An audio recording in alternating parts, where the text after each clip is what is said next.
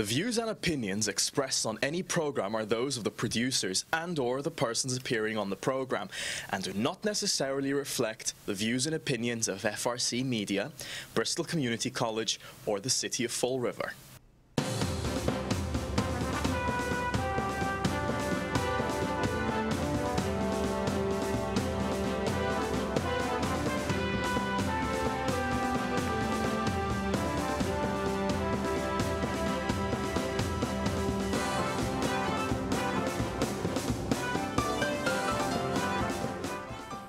Well, hello. Welcome to Spindle City Straight Talk. I'm Chip. And I'm CJ. And our first show of the year. That's show 18-01. Hey! 18-01. It may be our only show of the week with the big blizzard coming, so. Yep, everyone get out there and get your bread and milk. That's right. Everybody run out there, clean out those bread and milk shelves. That's right, because, you know, it's supposed to be about 7 to 14, 8 to 15 inches of snow. It's expected to start sometime after 3 a.m. Tonight, and it's supposed to run until about 6 or 8 p.m. tomorrow. And then Friday is going to be about 3 degrees or 8 degrees, depending on where. It's going to be single digits at best, and then below zero in the evening, which means that it'll become a glacier. So we won't have a snowstorm, we'll have a glacier. Yeah, and one of the things that, you know, I want people to be very cognizant of is this may be a wet, heavy snow.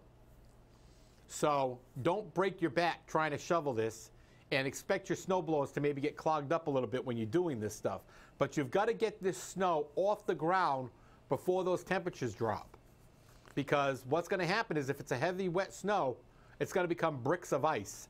And you're never going to be able to break it down. You're going to have to be hitting it with shovels and breaking it to break that stuff into pieces. Yeah, it's going to be extremely difficult. And then, of course, we also have the secondary issue, which actually probably is a primary issue to most people, but they consider the storm while it's happening. But very, very high degree of some power loss because of the heavy snow and the high winds. So very, very good possibility we may lose power, at least for a while, in any area of the surrounding. Stop saying that. The city and any. Huh? Stop saying that. Oh. Well, it's a possibility. It is a possibility because we're looking at 70-mile-an-hour winds. So yeah, it's going to be a difficult. This has been so far. It's been a horrific winter. So, I mean, this is the first winter I think in recorded history where I know that they said they had to go back to 1918. We had 7 days, right. But I don't think we've ever had like 3 consecutive weeks where it never even got to 30. And this is pretty bad. This is the first year that you could actually buy a winter home to get away from the cold in Alaska. So, because you'd have better temperatures if you lived up in Anchorage or something. I know, yeah. But, Juneau. Well, I just want everyone to be safe tomorrow and Friday. We don't know if we're going to be on the air Friday as of yet. It looks like we might not be. So if we're not on the air, I'm very sorry. Please forgive us, but Mother Nature is taking its toll on us. You can't fool with Mother Nature. And believe me, we're like the post office. Rain, shine, sleet. If the college is open, we'll be here. That reminds me of a chiffon commercial. That's right. It's not nice to fool Mother Nature. That's right. That's a very old commercial, but very good. That was a good commercial. Well, we started off the new year with an inauguration. With the inauguration and the vote, the big vote. That was an amazing vote. It was 4-4-1. 4-4-1. 4 for Joe Camara, 4 for Cliff Ponte, 1 for Steve Camara. Then it went 3-5-1. And the changed vote was Leo Pelletier. Leo Pelletier initially voted for Joe Camara because he had committed to Joe Camara.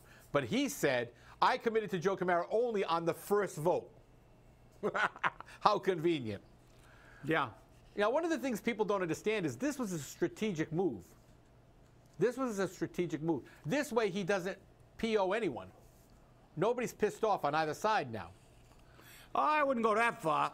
Well, I know, but when you think about it, he's got the mayor on his side, and he's going to be the pivotal vote on every single issue that comes before the city council. And people are already saying that this new city council is a rubber stamp for the mayor.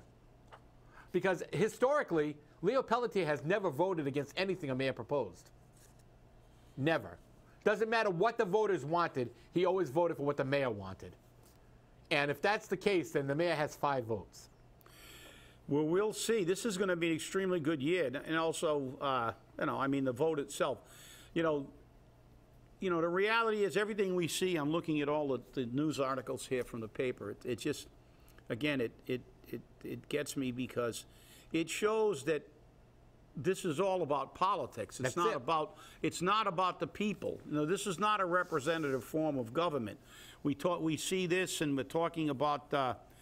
You know, the mayor pledging to cooperate, and his quote, "We have made progress.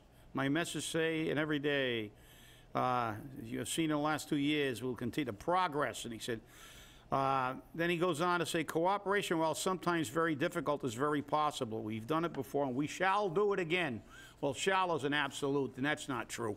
But, you know, this whole thing is just political rhetoric. So let's just put this. He made sure he got his make it Fall River thing in there. Yeah. It's like making it. Look, I hate to tell you this.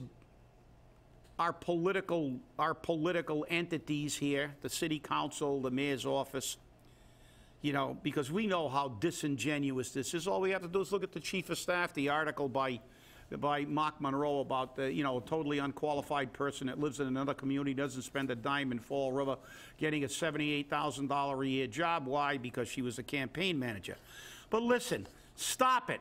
Stop it with the euphemisms. We have to cooperate. We have to hold hands and sing Kumbaya. No, you don't. No, you don't. Absolutely not. The fact is, you're there for a job, to represent the people of Fall River. That's what you're there for. And guess what? That's a job. It's not something that they love to dress all these political maneuvers in these euphemisms. Oh, we have to be cooperative. No, you don't. You think that the guy that digs the ditches has to really get along with the guy who's building the building? No. They're there to do a job. They dig the ditches, and then they go home, because that's their job. Well, guess what? I don't care if you cooperate or not. What I want you to do is work for the people of Fall River. We're the people you're supposed to be working for. Not for the developers, not for all the out-of-town people, not making comments about, oh, you better vote the right way. There's only one right way. The way that improves the lot of Fall River. I'm just, it just this time of the year, and I've never seen it this bad, but it's just disingenuous on all their parts. Even Councilor Ponte became the president, and it says at the end of this article, gave a passionate and emotional speech before Mayor Carrere delivered his, and praised the strengths of each of his 8 colleagues. Listen, he's been at odds with those colleagues, and there's nothing wrong with saying, I don't philosophically agree with some of these people. You don't have to throw bouquets, and then when you get into a knockdown, drag-out fight over an issue, everybody's saying, well, what happened to that bouquet? Maybe we'll keep a copy of that speech, and every time he has a fight with somebody, we'll bring one of those the bouquet he threw. It's not necessary. You don't have to like these people. You can. There are people with diametrically and philosophically opposed opinions. They don't get it. They don't agree with anything about politics and other issues, and they're the best of friends. Those people understand that you can disagree without being disagreeable. It doesn't have to be done your way all the time. And in reality, that's the best way to move things forward, because that's the thesis of the world and history. One opinion, an alternate opinion, a thesis, an antithesis, and from all that sometimes rancor, we get a synthesis, which sometimes is better than both opinions. This fallacy that people have to be, sitting in a circle singing songs from the Lion King is crap. Because if you think about it, the United States, when it was formed, they had people that nearly went out and shot each other in a duel. Because some people did not, most people did not want to break ties with England. But here we sit in the United States in some way since that far gone time of yesteryear in the 1700s when people could disagree but then pick up a rifle and do what they had to do to create a new nation. We forgot about that. Politics has become nothing more than a sham. We see these people doing everything by a party line. The hell with the people. We look at what's happened with the pharmaceutical companies. Still nothing. People are dying every day because of pharmaceutical companies. And we've had, what, 2 hearings now with different pharmaceutical reps? Nothing happens. So is the same thing going to happen in Fall River? Everybody's throwing bouquets at each other and telling how we're all going to hold hands and get along. And let's face it, let's be realistic. You're not going to get along all the time. You're going to disagree. And the first time one of them disagrees with the other, they're going to be throwing crap balls at each other in the city council chambers. On camera. So why pretend? Why? Look, it's not that big a deal. You know, I don't care if you cooperate.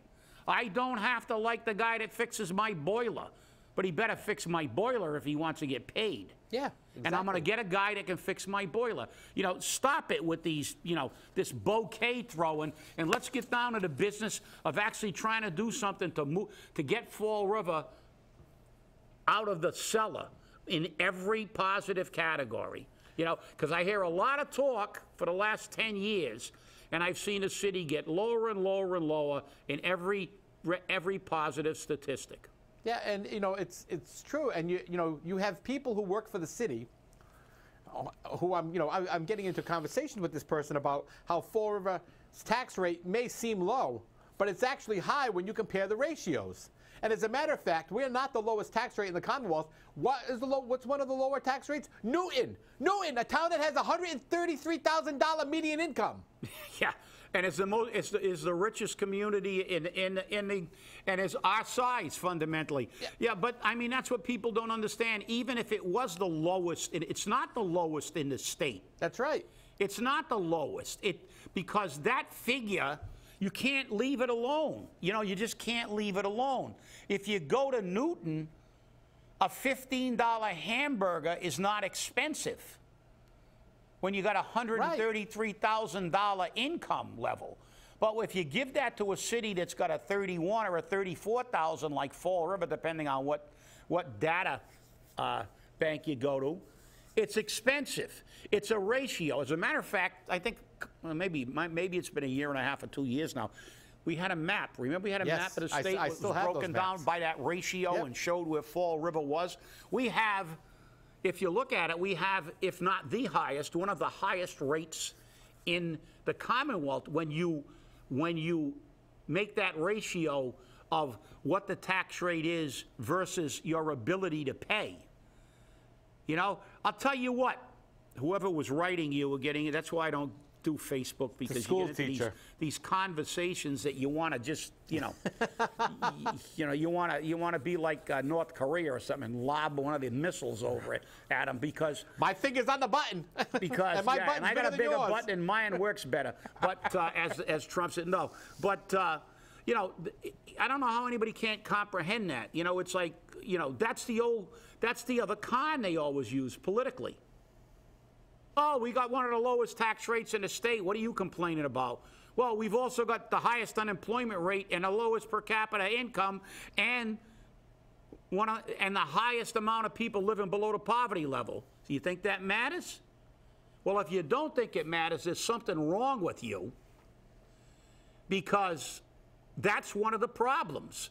We've got people who like to go to the Ritz-Carlton, order room service, and live high on a hog. On a taxpayer dime. On a taxpayer dime. And they don't live in the world.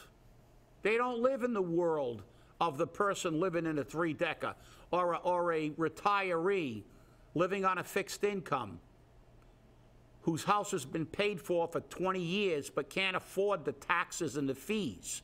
And now when he got his last tax bill, they're probably in the intensive care unit somewhere with a heart attack or a stroke. Hey, but nobody I cares. Everything's about, hey, we don't have to care. What do we got? We're going to put a new facade on Purchase Street. We're going to spend millions of dollars there and millions of dollars there because, this is Newton. Well, if you think this is Newton, you're delusionary. They have 10,000 more businesses in Newton than we do. Why? Not because they have a lower tax factor for businesses like this council did to make our taxes even worse. No, because everybody there's got money. What did CJ just say? They have $133,000 average household income there. Depending on what source, you can probably get it down to 113, 115. Bottom line is, if you look at that source, ours is down to 30,000. So, look, the reality is... I've seen ours as low as 24. The reality is they make 4 times more money there. So, obviously, there's an issue. And people who don't understand that are the same people that don't understand when they said they spent 101% on the schools. They spent nothing on the schools. They spent it on transferring police salaries and health care funding and stuff that's got nothing to do. Did one thing improve in the classroom? Did they hire one paraprofessional to help the teacher? No. Did they improve class? No, nothing. So this is one of the problems we have in the city. People don't, they listen to this stuff and they buy this crap. And what the heck? We might as well just elect them all monarchs, listen to it's like listening to Washington. You listen to the senators. This is the greatest tax break package in the history, and you're going to find out that you're going to get it. You're going to get screwed on this deal if you're a worker. Right. Nobody cares that the businesses have this tax break forever, and we only get it for 8 years, and even that's not that good.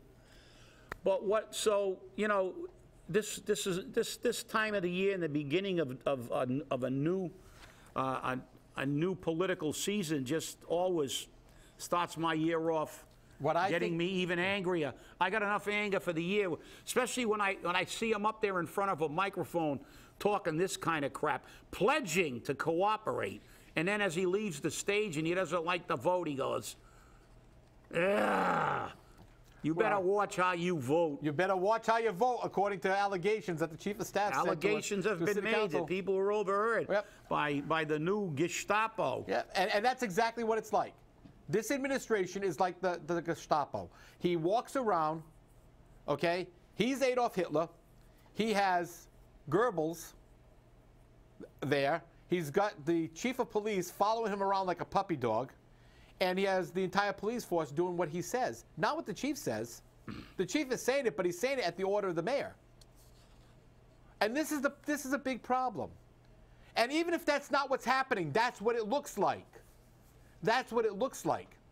There should be separations here, which we don't have. We have a chief of staff which is going around telling people, if you don't vote the way the mayor wants, your wife may not have a job. Really? Again, this is an allegation. I didn't hear it personally. It's an allegation. But, these are some of the things that are being had. And believe me, I've overheard this individual use some 4-letter explicatives against people. It's nothing new. It's nothing new. But again, this is $78,000 of Fall River tax money, which Fall River taxes will never see. Which, by the way, is in violation of the charter because he doesn't live here. Exactly. And he didn't put in for an exemption before she was hired. No, he didn't. And nice contract, 1 page. And according to her contract, she's a general in charge, okay? Or in charge in general. Either way, that makes her a department head. That's my, that would be my definition, which means her position has to be verified and approved by the city council, last city council, which it never was. So again, this charter is another creation of Mike Mioza, Chris Bartley, and the other 6 nitwits that had no idea what they were doing, and they created a mess. And they followed the Pied Piper of Boston, who was paid $40,000 to create this mess. Well, you know, the thing is that, you know, Marc Dion's article was very good and we've been saying this since the implementation of the position, even before Mayor Correa, where he says that the job is, say, the position pays $78,780 a year. Now, that's funny and sad, particularly when you consider the chief of staff job is completely unnecessary. Right. As we've said time and time again, this is a political job that, as I said, this guy isn't running he isn't running New York City that could be a state because it's so large. He doesn't need, and we know this is true. This isn't an opinion. I mean, this is a fact. You're going to tell me that a young, dynamic, college-educated, whirlwind entrepreneur cannot run this city when he couldn't run his own business. When, yeah, well, when we had a mayor who had a GED, and there's nothing wrong with a GED, but he got a GED, didn't even complete formal high school, and he ran a city that had almost twice the number of city employees and was twice as large. It wasn't as anywhere near as top-heavy with political appointees, but he had a secretary. He had no chief of staff. They had no press secretary or whatever euphemism they used for that job. And now they walk around with a cadre, an entourage of political hacks. When the mayor gets in, we got a whole entourage of people that now move into jobs. And that's what the city's become, a giant employment agency. Rather than have a city that has the fewest amount of people and earmarks its money for essential services like public safety, education, infrastructure, cleanliness, DPW, no. Roads. We don't do that. We spend our money on creating new positions for our friends. And, you know, damn the torpedoes, to hell with qualifications. Of course, as Marc Dion said, nobody knows if she's qualified. Chances are she's not. Because believe me, if she had any qualifications, they would have plastered them all over the Herald News. Her only qualification was that she's a political whore. She's a political ally of the mayor. That's it, political whore. And that's what happens. And this is and they wonder why cities like this never improve. It's because the people won't rise up. They believe the BS. That's the key. The people won't rise up. You, the voter, are so blinded by your own feelings and emotions that you don't look at things realistically. And you put these people back in office to spend your money and put you back in debt and make you poorer than you were the year before. When will you learn that just because you think he's a nice guy doesn't mean he's going to do what's right for you? That's right. All you got to do is look at Atlantic City. They did a study because people say, oh, casinos don't work. No, that's not true. Those casinos brought in billions upon billions, maybe trillions over the course of the life of Atlantic City. But they did a study one time, and they proved, they said, well, you know, the problem was it wasn't because the place didn't make the money. It was because the money was inappropriately used. It wasn't Right. reinvested in the community. Politicians took all the money and gave it to all their friends and lined their pockets for it. And now Atlantic City is dying because now casino gaming has sprung up in Philadelphia, which was only a 40-minute drive, and they used to get a lot of their play from Pennsylvania, and now Pennsylvania has legal gambling, and that really put a dent in it. So you're seeing There were a lot of casinos in Atlantic City that have closed. Why? Well, but it's not because, it just goes to show that government will misspend anybody's money, whether you know, that's why these things aren't a panacea to cities like us. We need small businesses because these large employers are never a pan, whether it's a casino. Yeah, the casino's going to pay some money. Hopefully Tiverton will learn and wisely spend the money they're going to get from this new casino, because it could be a boon to the people of that community and to the taxpayer over there, because, well, it's a small community, and hopefully it'll have a better impact because they actually have more grass. But you look at what happened in Atlantic City, and you look at what happens in places like Fall River, it's up to the people. Because I've got just one question to start the new year.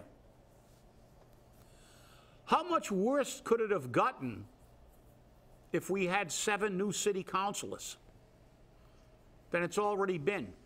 Let's say you picked 2 that did a really good job and you kept them in, or 9. Even throw a few people out that deserve to stay in, just to kind of keep them honest. How much worse could this city get if we took a shot? I don't know how much worse it can get because I don't see any improvement. You know, a facade on something on Purchase Street is not gonna save this city. And the mayor's gonna come out with his new economic plan, and what's that's gonna be? More market rate housing? More Actually, it is. More yuppie stores? Actually, it is a more market rate Yeah, that's housing. right. Well, but we know that. And how many times has he said that? It's not a new plan, it's the old plan. And more yuppie stores that nobody in Fall River can afford to go to? Yeah, that's a great economic plan, guys. So why don't we put like 9 newbies in there, and let's see if we can come up with some radical ideas that may take this city in a different direction. Well, here's the kicker. Riverview Towers, which does do low-income housing, wants some money from the city to help the renovation of the building. The residents there are worried about being displaced because they want $1.6 million in funding from the city's Community Development Block Grant Home Program. But the mayor says, bring it back to me later because this doesn't meet my plans for the city. Correa said at the end of the day, it has to make sense for the city. 176 out of the property's 200 units are low income. And that does not reflect our new housing policy, Correa said. So again, low income housing, which we're not big on because we believe we have enough of it personally. But it's not this administration's forte. Well, as I said, he lives in a different world. He doesn't spend a lot of time in Fall River anyway. No, he's in Providence, Miami. Yeah, he's, you know, so, you know, his plan to Fall River is to make Fall River into Newton, and you can't. You know, it'll take 1,000 years to make Fall River into Newton, and then you'd have to actually bring all the other communities, all the other colleges from Boston down around it, because that's what fundamentally Newton is. It's a community where people who work in Boston and make very large salaries go at night, and they have a lot, you know, it's not. Fall River's a blue-collar town. You want to build up its small businesses, bring jobs in, and let working people of Fall River. You're not going to get all the PhDs that are teaching at MIT and Harvard and Boston University living in Fall River. I don't care what you do. The plans just don't work. You know, you can't do it. As we said, plans like this result in places like Miami, that was found to be one of the worst cities to live in the United States, but they have a tremendous tourism industry. And what has that done? What has it done for the city of Miami? It's brought some money into the rich people, but it's still one of the worst places in the damn country to live in. And it's brought in a lot of crime. Exactly. And a lot of criminal activity. So what do? You really can't do much, that's for sure. Well, one thing you don't do is repeat what you've been doing for the last decade and it hasn't worked, because that's the definition, as we all know, of insanity. So let's start the new year off sane, and let's pay attention. Stay angry. Hopefully we'll see you Friday. Be careful in the weather tomorrow and take care of yourself. We don't need to hear about heart attacks. And remember, we're going to make Fall River great again. Okay, Donald. Have a great day.